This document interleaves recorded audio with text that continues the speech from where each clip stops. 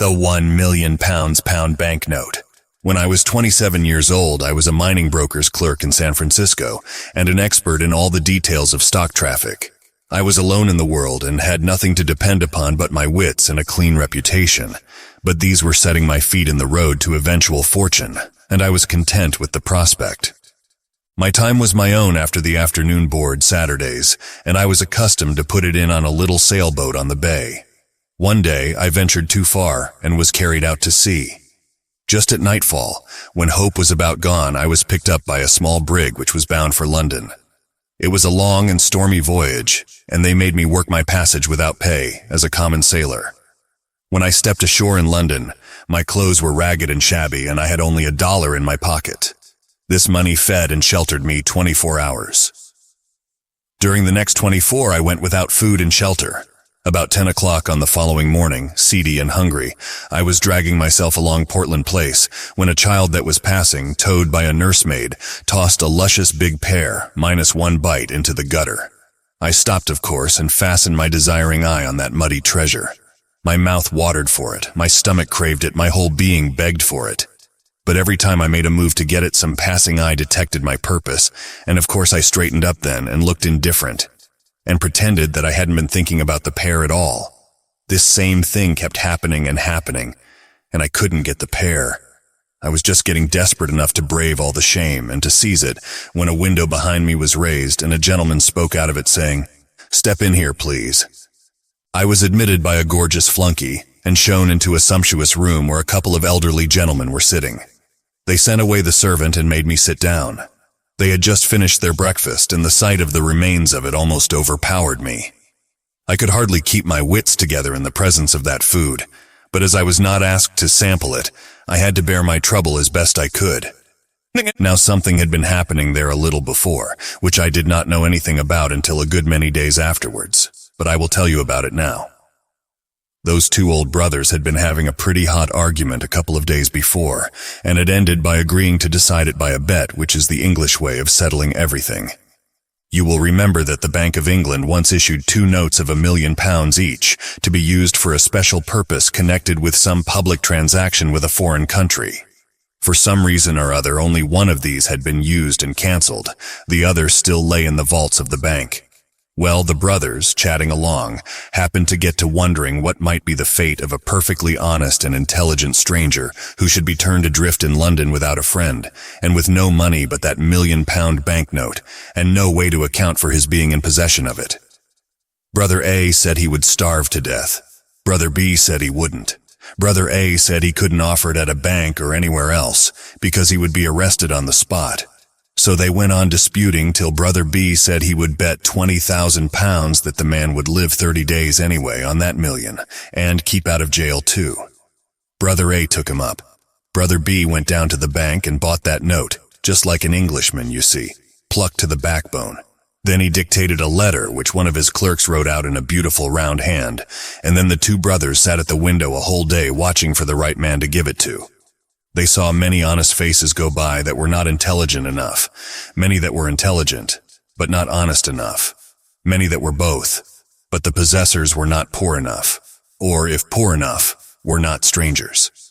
There was always a defect until I came along, but they agreed that I filled the bill all around, so they elected me unanimously, and there I was now waiting to know why I was called in.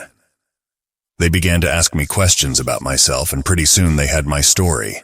Finally, they told me I would answer their purpose. I said I was sincerely glad and asked what it was. Then one of them handed me an envelope and said I would find the explanation inside.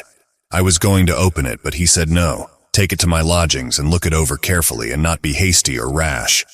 I was puzzled and wanted to discuss the matter a little further, but they didn't. So I took my leave, feeling hurt and insulted to be made the butt of what was apparently some kind of a practical joke, and yet obliged to put up with it, not being in circumstances to resent affronts from rich and strong folk.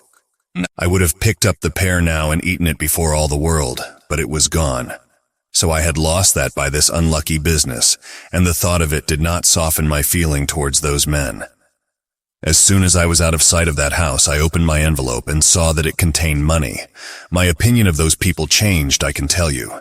I lost not a moment but shoved note and money into my vest pocket and broke for the nearest cheap eating house. Well, how I did eat. When at last I couldn't hold any more, I took out my money and unfolded it, took one glimpse and nearly fainted. $5 million. Why, it made my head swim. I must have sat there stunned and blinking at the note as much as a minute before I came rightly to myself again. The first thing I noticed then was the landlord. His eye was on the note, and he was petrified. He was worshipping with all his body and soul, but he looked as if he couldn't stir hand or foot. I took my cue in a moment, and did the only rational thing there was to do. I reached the note towards him and said carelessly, "Give me the change, please." Then he was restored to his normal condition and made 1,000 apologies for not being able to break the bill, and I couldn't get him to touch it. He wanted to look at it and keep on looking at it. He couldn't seem to get enough of it to quench the thirst of his eye, but he shrank from touching it as if it had been something too sacred for poor common clay to handle. I said, "I am sorry if it is an inconvenience, but I must insist. Please change it. I haven't anything else." But he said that wasn't any matter. He was quite willing to let the trifle stand over till another time. I said I might not be in his neighborhood again for a good while, but he said it was of no consequence, he could wait, and moreover I could have anything I wanted any time I chose, and let the account run as long as I pleased. He said he hoped he wasn't afraid to trust as rich a gentleman as I was, merely because I was of a merry disposition, and chose to play larks on the public in the matter of dress. By this time another customer was entering, and the landlord hinted to me to put the monster out of sight. Then he bowed me all the way to the door, and I started straight for that house and those brothers, to correct the mistake which had been made before the police should hunt me up and help me do it. I was pretty nervous. In fact, pretty badly frightened, though, of course, I was no way in fault, but I knew men well enough to know that when they find they've given a tramp a £1,000,000 bill when they thought it was a £1-pounder, they are in a frantic rage against him instead of quarreling with their own nearsightedness as they ought. As I approached the house, my excitement began to abate, for all was quiet there, which made me feel pretty sure the blunder was not discovered yet. I rang. The same servant appeared. I asked for those gentlemen. "They are gone." This in the lofty, cold way of that fellow's tribe. Gone where? On a journey. But whereabouts? To the continent, I think. The continent? Yes, sir. Which way, by what route? I can't say, sir. When will they be back? In a month, they said. A month? Oh, this is awful. Give me some sort of idea of how to get a word to them. It's of the last importance. I can't, indeed. I've no idea where they've gone, sir. Then I must see some member of the family. Family's away too. Been abroad months, in Egypt and India, I think. Man, there's been an immense mistake made. They'll be back before night. Will you tell them I've been here and that I will keep coming till it's all made right and they needn't be afraid? I'll tell them if they come back, but I'm not expecting them. They said you would be here in an hour to make inquiries, but I must tell you it's all right. They'll be here on time and expect you. So I had to give it up and go away. What a riddle it all was. I was like to lose my mind. They would be here on time. What could that mean? Oh, the letter would explain, maybe. I had forgotten the letter. I got it out and read it. This is what it said. "You are an intelligent and honest man, as one may see by your face. We conceive you to be poor and a stranger. Enclosed you will find a sum of money. It is lent to you for 30 days without interest. Report at this house at the end of that time. I have a bet on you. If I win it, you shall have any situation that is in my gift, any, that is, that you shall be able to prove yourself familiar with and competent to fill." No signature, no address, no date. Well, here was a coil to be in. You are posted on what had preceded all this, but I was not. It was just a deep, dark puzzle to me. I hadn't the least idea what the game was, nor whether harm was meant me or a kindness. I went into a park and sat down to try to think it out, and to consider what I had best do. At the end of an hour, my reasonings had crystallized into this verdict. Maybe those men mean me well, maybe they mean me ill. No way to decide that. Let it go. They've got a game or a scheme or an experiment of some kind on hand. No way to determine what it is. Let it go. There's a bet on me. No way to find out what it is. Let it go. That disposes of the indeterminable quantities. The remainder of the matter is tangible, solid, and may be classed and labeled with certainty. If I ask the Bank of England to place this bill to the credit of the man it belongs to, they'll do it for they know him, although I don't. But they will ask me how I came in possession of it, and if I tell the truth, they'll put me in the asylum naturally, and a lie will land me in jail. The same result would follow if I tried to bank the bill anywhere or to borrow money on it. I have got to carry this immense burden around until those men come back, whether I want to or not. It is useless to me, as useless as a handful of ashes, and yet I must take care of it and watch over it while I beg my living. I couldn't give it away if I should try, for neither honest citizen nor highwayman would accept it or meddle with it for anything. Those brothers are safe. Even if I lose their bill or burn it, they are still safe, because they can stop payment, and the bank will make them whole. But meantime, I've got to do a month's suffering without wages or profit, unless I help win that bet, whatever it may be, and get that situation that I am promised. I should like to get that. Men of their sort have situations in their gift that are worth having. I got to thinking a good deal about that situation. My hopes began to rise high. Without doubt, the salary would be large. It would begin in a month. After that, I should be all right. Pretty soon I was feeling first rate. By this time I was tramping the streets again. The sight of a tailor shop gave me a sharp longing to shed my rags and to clothe myself decently once more. Could I afford it? No. I had nothing in the world but £1,000,000. So I forced myself to go on by. But soon I was drifting back again. The temptation persecuted me cruelly. I must have passed that shop back and forth 6 times during that manful struggle. At last I gave in. I had to. I asked if they had a misfit suit that had been thrown on their hands. The fellow I spoke to nodded his head towards another fellow and gave me no answer. I went to the indicated fellow and he indicated another fellow with his head and no words. I went to him and he said, "Tend to you presently." I waited till he was done with what he was at. Then he took me into a back room and overhauled a pile of rejected suits and selected the rattiest one for me. I put it on. It didn't fit and wasn't in any way attractive, but it was new, and I was anxious to have it, so I didn't find any fault, but said with some diffidence, "It would be an accommodation to me if you could wait some days for the money. I haven't any small change about me." The fellow worked up a most sarcastic expression of countenance and said, "Oh, you haven't? Well, of course I didn't expect it. I'd only expect gentlemen like you to carry large change." I was nettled and said, "My friend, you shouldn't judge a stranger always by the clothes he wears. I'm quite able to pay for this suit. I simply didn't wish to put you to the trouble of changing a large note." He modified his style a little at that and said, though still with something of an air, "I didn't mean any particular harm, but as long as rebukes are going, I might say it wasn't quite your affair to jump to the conclusion that we couldn't change any note that you might happen to be carrying around. On the contrary, we can." I handed the note to him and said, "Oh, very well, I apologize." He received it with a smile, one of those large smiles which goes all around over, and has folds in it and wrinkles and spirals, and looks like the place where you have thrown a brick in a pond. And then in the act of his taking a glimpse of the bill, this smile froze solid and turned yellow, and looked like those wavy, wormy spreads of lava which you find hardened on little levels on the side of Vesuvius. I never before saw a smile caught like that and perpetuated. The man stood there holding the bill and looking like that, and the proprietor hustled up to see what was the matter and said briskly, "Well, what's up? What's the trouble? What's wanting?" I said, "There isn't any trouble. I'm waiting for my change." Come, get him his change, Todd. Get him his change."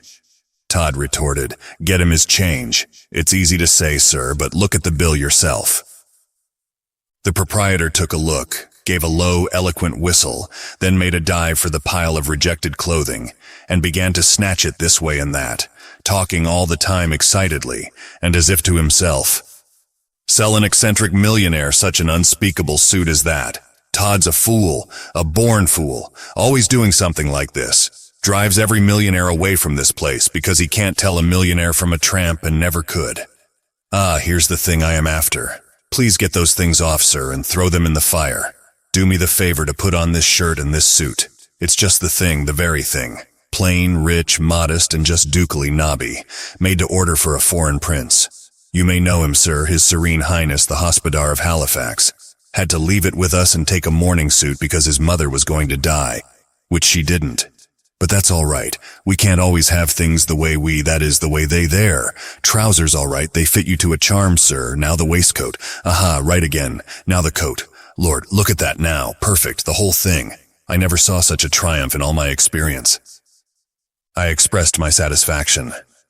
Quite right, sir, quite right. It'll do for a makeshift, I'm bound to say. But wait till you see what we'll get up for you on your own measure. Come, Todd, book and pen, get at it. Length of leg, 32, and so on.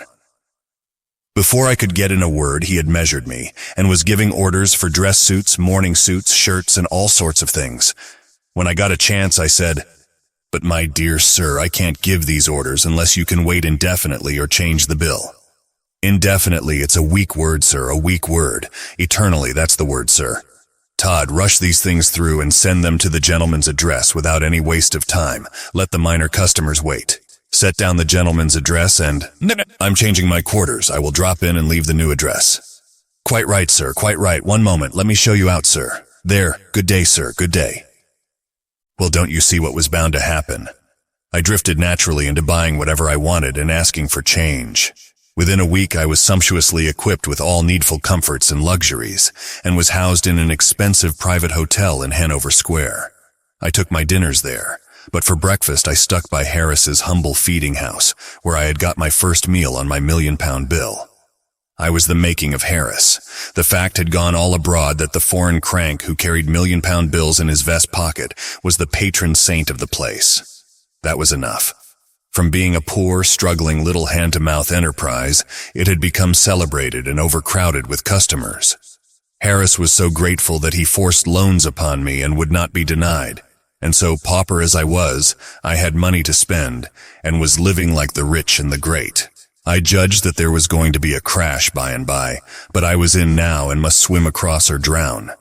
You see, there was just that element of impending disaster to give a serious side, a sober side, yes, a tragic side, to a state of things which would otherwise have been purely ridiculous. In the night, in the dark, the tragedy part was always to the front, and always warning, always threatening. And so I moaned and tossed, and sleep was hard to find. But in the cheerful daylight, the tragedy element faded out and disappeared, and I walked on air, and was happy to giddiness, to intoxication, you may say. And it was natural, for I had become one of the notorieties of the metropolis of the world, and it turned my head, not just a little, but a good deal. You could not take up a newspaper, English, Scotch, or Irish, without finding in it one or more references to the vest-pocket £1,000,000 and his latest doings and saying. At first, in these mentions, I was at the bottom of the personal gossip column. Next, I was listed above the knights, next above the baronets, next above the barons, and so on, climbing steadily as my notoriety augmented until I reached the highest altitude possible, and there I remained, taking precedence of all dukes not royal, and of all ecclesiastics except the primate of all England. But mine, this was not fame. As yet, I had achieved only notoriety. Then came the climaxing stroke, the accolade, so to speak, which in a single instant transmuted the perishable dross of notoriety into the enduring gold of fame. Punch caricatured me. Yes, I was a made man now. My place was established. I might be joked about still, but reverently, not hilariously, not rudely. I could be smiled at, but not laughed at. The time for that had gone by. Punch pictured me all aflutter with rags, dickering with a beefeater for the Tower of London. Well, you can imagine how it was with a young fellow who had never been taken notice of before, and now all of a sudden couldn't say a thing that wasn't taken up and repeated everywhere. Couldn't stir abroad without constantly overhearing the remark flying from lip to lip. There he goes, that's him. Couldn't take his breakfast without a crowd to look on. Couldn't appear in an opera box without concentrating there the fire of 1,000 lorgnettes. Why, I just swam in glory all day long. That is the amount of it. You know, I even kept my old suit of rags and every now and then appeared in them, so as to have the old pleasure of buying trifles and being insulted and then shooting the scoffer dead with the £1,000,000 bill. But I couldn't keep that up. The illustrated papers made the outfit so familiar that when I went out in it, I was at once recognized and followed by a crowd, and if I attempted a purchase, the man would offer me his whole shop on credit before I could pull my note on him. About the 10th day of my fame, I went to fulfill my duty to my flag by paying my respects to the American minister. He received me with the enthusiasm proper in my case, upbraided me for being so tardy in my duty, and said that there was only one way to get his forgiveness. and that was to take the seat at his dinner party that night made vacant by the illness of one of his guests. I said I would, and we got to talking. It turned out that he and my father had been schoolmates in boyhood, Yale students together later, and always warm friends up to my father's death. So then he required me to put in at his house all the odd time I might have to spare, and I was very willing, of course. In fact, I was more than willing. I was glad. When the crash should come, he might somehow be able to save me from total destruction. I didn't know how, but he might think of a way, maybe. I couldn't venture to unbosom myself to him at this late date, a thing which I would have been quick to do in the beginning of this awful career of mine in London. No, I couldn't venture it now. I was in too deep. That is, too deep for me to be risking revelations to so new a friend, though not clear beyond my depth as I looked at it. Because, you see, with all my borrowing, I was carefully keeping within my means. I mean, within my salary.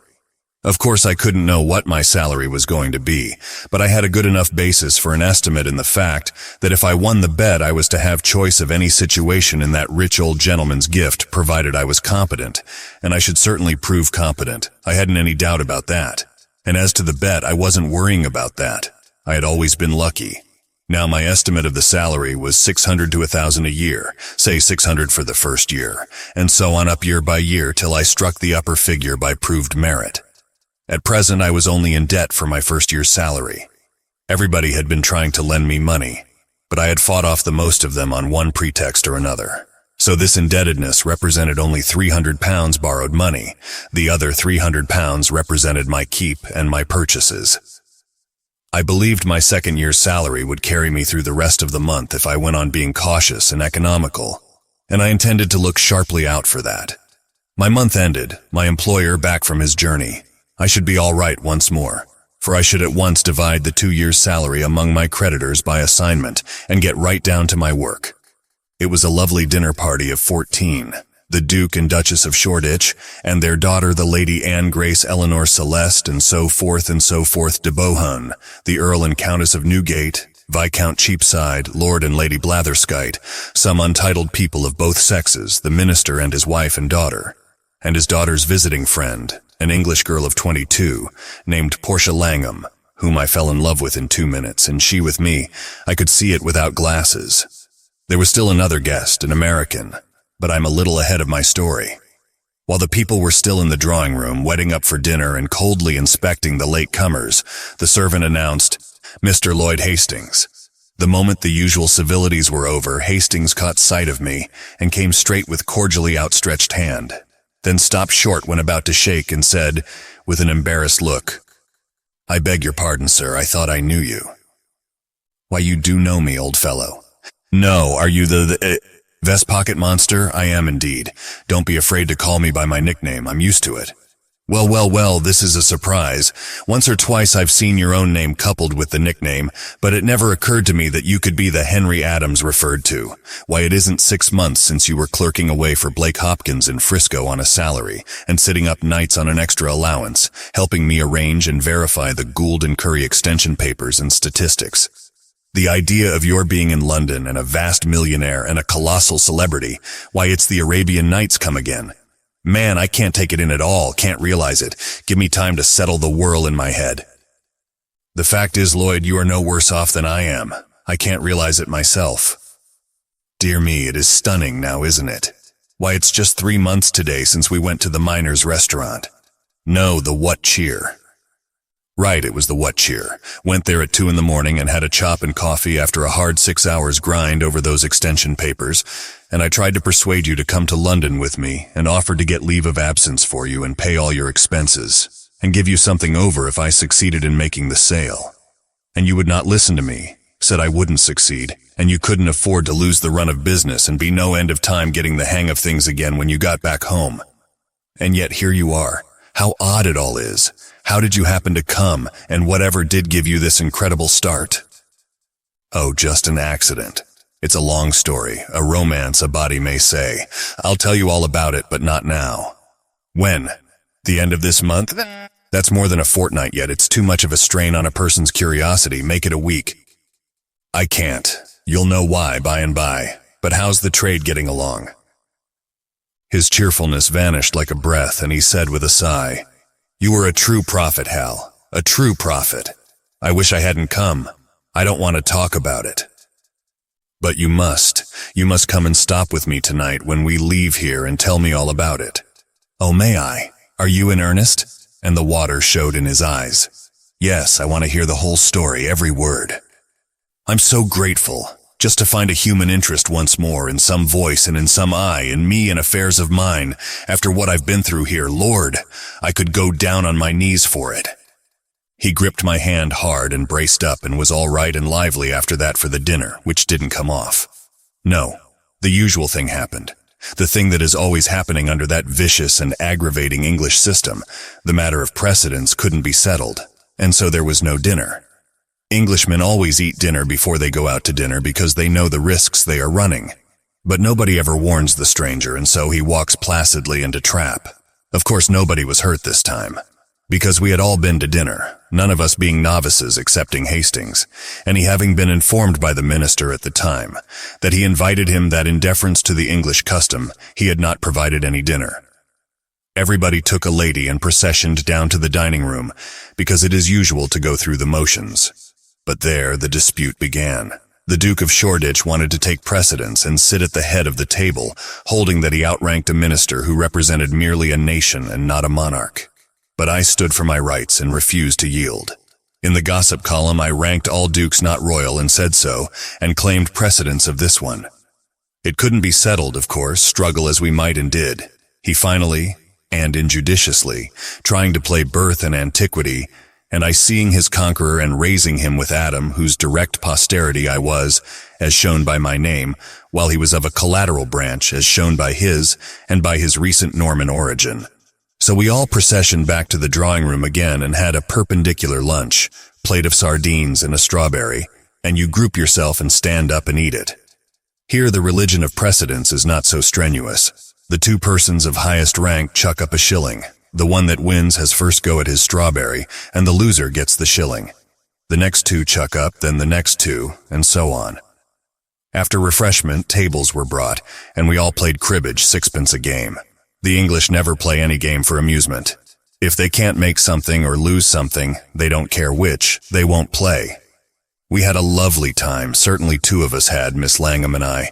I was so bewitched with her that I couldn't count my hands if they went above a double sequence, and when I struck home I never discovered it, and started up the outside row again, and would have lost the game every time, only the girl did the same, she being in just my condition, you see. And consequently neither of us ever got out or cared to wonder why we didn't. We only just knew we were happy and didn't wish to know anything else, and didn't want to be interrupted. And I told her, I did indeed, told her I loved her. And she, well, she blushed till her hair turned red. But she liked it. She said she did. Oh, there was never such an evening. Every time I pegged, I put on a postscript. Every time she pegged, she acknowledged receipt of it, counting the hands the same. Why, I couldn't even say 2 for his heels without adding, my, how sweet you do look. And she would say, 15-2, 15-4, 15-6, and a pair are 8 and 8 are 16. Do you think so? Peeping out aslant from under her lashes, you know, so sweet and cunning. Oh, it was just 2-2.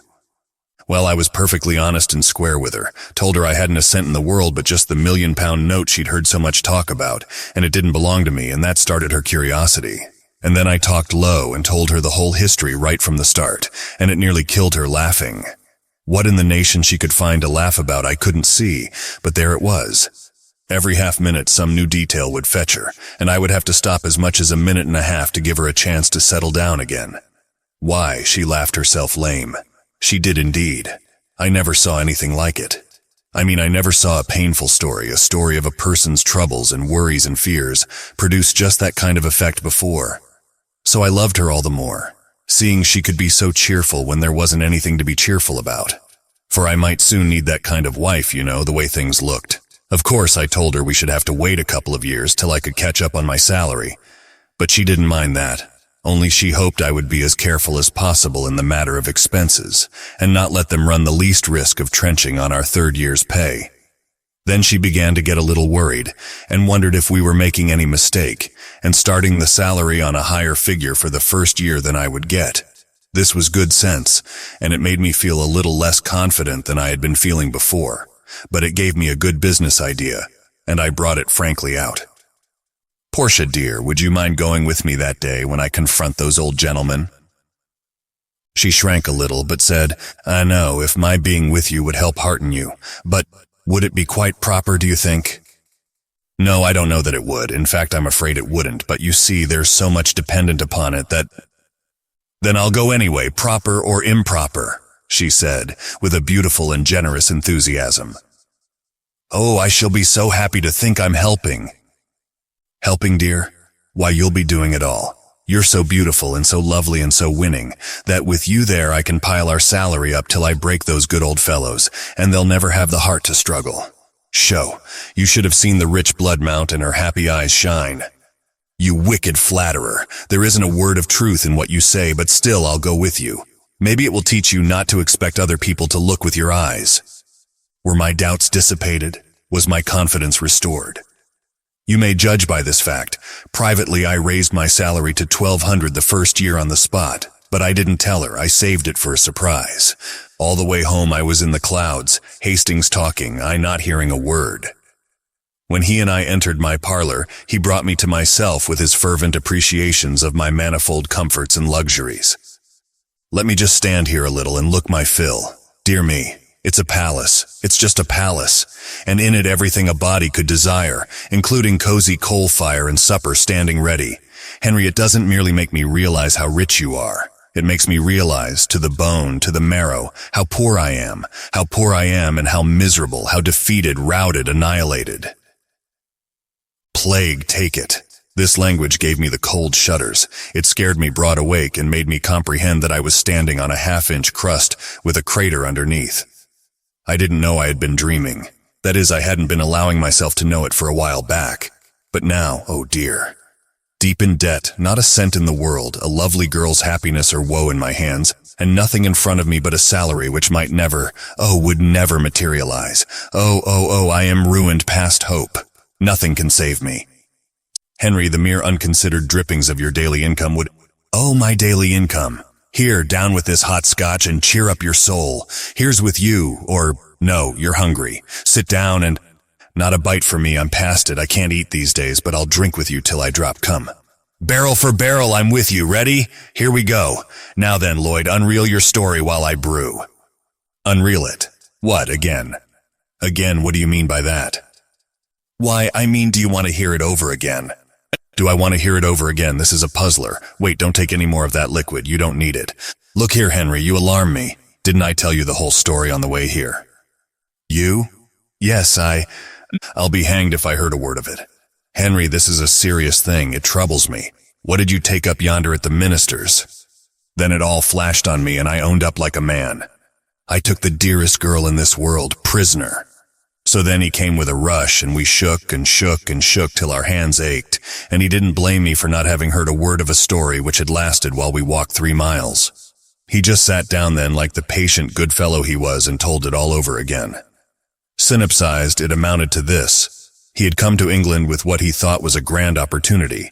He had an option to sell the Gould and Curry extension for the locators of it and keep all he could get, over $1 million. He had worked hard, had pulled every wire he knew of, had left no honest expedient untried, had spent nearly all the money he had in the world, had not been able to get a solitary capitalist to listen to him, and his option would run out at the end of the month. In a word, he was ruined. Then he jumped up and cried out, "Henry, you can save me, and you're the only man in the universe that can. Will you do it, won't you do it? Tell me how, speak out, my boy. Give me $1 million and my passage home for my option. Don't refuse." I was in a kind of agony. I was right on the point of coming out with the words, "Lloyd, I'm a pauper myself, absolutely penniless and in debt." But a white-hot idea came flaming through my head, and I gripped my jaws together and calmed myself down till I was as cold as a capitalist. Then I said, in a commercial and self-possessed way, "I will save you, Lloyd." "Then I'm already saved. God be merciful to you forever. If ever Let me finish, Lloyd. I will save you, but not in that way, for that would not be fair to you after your hard work and the risks you've run. I don't need to buy mines. I can keep my capital moving in a commercial center like London without that. It's what I'm at all the time. But here is what I'll do. I know all about that mine, of course. I know its immense value and can swear to it if anybody wishes it. You shall sell out inside of the fortnight for 3 millions cash using my name freely, and will divide, share, and share alike. Do you know he would have danced the furniture to kindling wood in his insane joy and broken everything on the place if I hadn't tripped him up and tied him? Then he lay there perfectly happy saying, I may use your name, think of it. Man, they'll flock in droves, these rich Londoners. They'll fight for that stock. I'm a made man forever, and I'll never forget you as long as I live. In less than 24 hours, London was abuzz. I hadn't anything to do day after day but sit at home and say to all comers, yes, I told him to refer to me. I know the man and I know the mine. His character is above reproach, and the mine is worth far more than he asks for it. Meantime, I spent all my evenings at the minister's with Portia. I didn't say a word to her about the mine. I saved it for a surprise. We talked salary. Never anything but salary and love. Sometimes salary, sometimes love and salary together. And the interest the minister's wife and daughter took in our little affair, and the endless ingenuities they invented to save us from interruption and to keep the minister in the dark and unsuspicious. Well, it was just lovely of them. When the month was up at last, I had $1 million to my credit in the London and County Bank, and Hastings was fixed in the same way. Dressed at my level best, I drove by the house in Portland Place, judged by the look of things that my birds were home again, went on towards the minister's and got my precious, and we started back, talking salary with all our might. She was so excited and anxious that it made her just intolerably beautiful. I said, dearie, the way you're looking, it's a crime to strike for a salary a single penny under $3,000 a year. Henry, you'll ruin us. Don't you be afraid, just keep up those looks and trust to me, it'll all come out right. So, as it turned out, I had to keep bolstering up her courage all the way. She kept pleading with me and saying, oh, please remember that if we ask for too much, we may get no salary at all, and then what will become of us, with no way in the world to earn our living? We were ushered in by that same servant, and there they were, the two old gentlemen. Of course, they were surprised to see that wonderful creature with me, but I said, it's all right, gentlemen, she is my future stay and helpmate. And I introduced them to her and called them by name. It didn't surprise them. They knew I would know enough to consult the directory. They seated us and were very polite to me, and very solicitous to relieve her from embarrassment and put her as much at her ease as they could. Then I said, gentlemen, I am ready to report. We are glad to hear it, said my man, for now we can decide the bet which my brother Abel and I made. If you have won for me, you shall have any situation in my gift. Have you the £1 million note? Here it is, sir, and I handed it to him. I've won, he shouted and slapped Abel on the back. Now what do you say, brother? I say he did survive, and I've lost £20,000. I never would have believed it. I've a further report to make, I said, and a pretty long one. I want you to let me come soon and detail my whole month's history, and I promise you it's worth hearing. Meantime, take a look at that. What, man? Certificate of deposit for £200,000. Is it yours? Mine. I earned it by 30 days judicious use of that little loan you let me have, and the only use I made of it was to buy trifles and offer the bill in change. Come, this is astonishing. It's incredible, man. Never mind, I'll prove it. Don't take my word unsupported. But now Portia's turn was come to be surprised. Her eyes were spread wide, and she said, Henry, is that really your money? Have you been fibbing to me? I have indeed, dearie, but you'll forgive me, I know. She put up an arch pout and said, don't you be so sure. You are a naughty thing to deceive me so. Oh, you'll get over it, sweetheart. You'll get over it. It was only fun, you know. Come, let's be going. But wait, the situation, you know, I want to give you the situation, said my man. Well, I said, I'm just as grateful as I can be, but really I don't want one. But you can have the very choicest one in my gift. Thanks again with all my heart, but I don't even want that one. Henry, I'm ashamed of you. You don't half thank the good gentleman. May I do it for you? Indeed you shall, dear, if you can improve it. Let us see you try. She walked to my man, got up in his lap, put her arm round his neck, and kissed him right on the mouth. Then the two old gentlemen shouted with laughter, but I was dumbfounded, just petrified, as you may say. Portia said, Papa, he has said you haven't a situation in your gift that he'd take, and I feel just as hurt as... My darling, is that your papa? Yes, he's my step-papa and the dearest one that ever was. You understand now, don't you, why I was able to laugh when you told me at the minister's, not knowing my relationships, what trouble and worry Papa's and Uncle Abel's scheme was giving you. Of course I spoke right up now, without any fooling, and went straight to the point. Oh, my dearest dear sir, I want to take back what I said. You have got a situation open that I want. Name it. Son-in-law? Dad? Well, but you know if you haven't ever served in that capacity, you, of course, can't furnish recommendations of a sort to satisfy the conditions of the contract, and so... Try me. Oh, do, I beg of you. Only just try me 30 or 40 years, and if... Oh, well, all right, it's but a little thing to ask. Take her along. Happy, we two? There are not words enough in the unabridged to describe it, and when London got the whole history a day or two later of my month's adventures with that banknote and how they ended, did London talk and have a good time? Yes. My Portia's papa took that friendly and hospitable bill back to the Bank of England and cashed it. Then the bank canceled it and made him a present of it, and he gave it to us at our wedding, and it has always hung in its frame in the sacredest place in our home ever since. For it gave me my Portia. But for it I could not have remained in London, would not have appeared at the minister's, never should have met her. And so I always say, yes, it's £1,000,000 as you see, but it never made but one purchase in its life, and then got the article for only about 1/10 part of its value.